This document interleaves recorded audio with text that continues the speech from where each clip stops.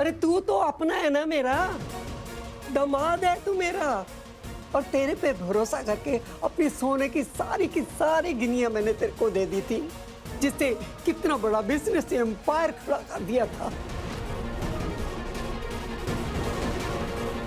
किस लिए? कि एक लड़की आएगी, हमें लूट पूट कर चली जाएगी और हमें सड़क पर खड़ा कर देगी। हाँ? अरे तूने अपनी मेहनत और मेरी गिनियां सब बर्बाद कर दिया, सब बर्बाद कर दिया तूने। मैं पूछती हूँ दिलदार सिंह आहूजा कहाँ है, जिसने इतना नाम कमाया था बिजनेस में, कितनी इज्जत कमाई थी, और तूने ये ऐसे कैसे होने दिया? कहाँ सो गया था तू? क्यों नहीं ध्यान रखा अपने बिजनेस का? ये परिवार तेरी जिम्मेदारी है कोई एहसास तुझे? बेबी ये आप क्या बोल रही हैं?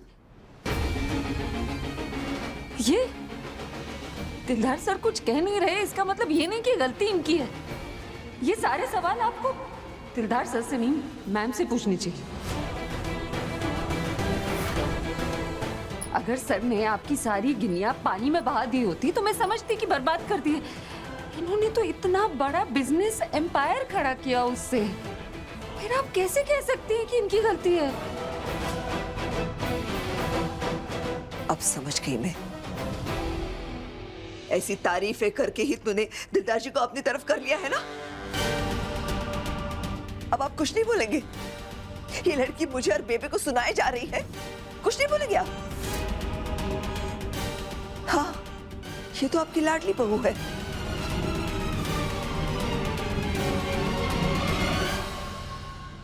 और अब तो और सर पर बैठकर नाचेगी, क्योंकि इसी के चाहका और आंटी के घर में रह रहे हैं ना हम, और हम जो खाना भी खा रहे हैं ना, इसी के पैसों का खा रहे हैं।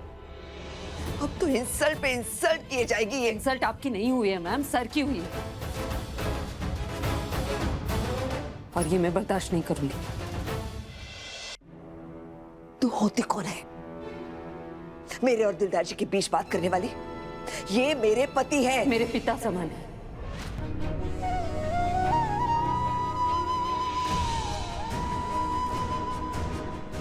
और कोई अगर इनसे बदतमीजी करेगा तो मैं चुप नहीं रहूंगी। फिर कोई भी मेरे बारे में कुछ भी सोचे, मुझे फर्क नहीं पड़ता।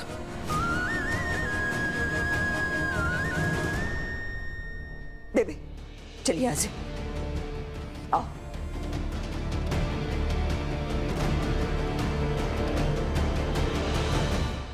आई एम सॉरी सर, मैं जानती हूँ वो बड़े हैं और मुझे उनसे ऐसे बात नहीं करनी चाहिए, लेकिन वो इल्जाम पे इल्जाम लगा रहे थे आप पे।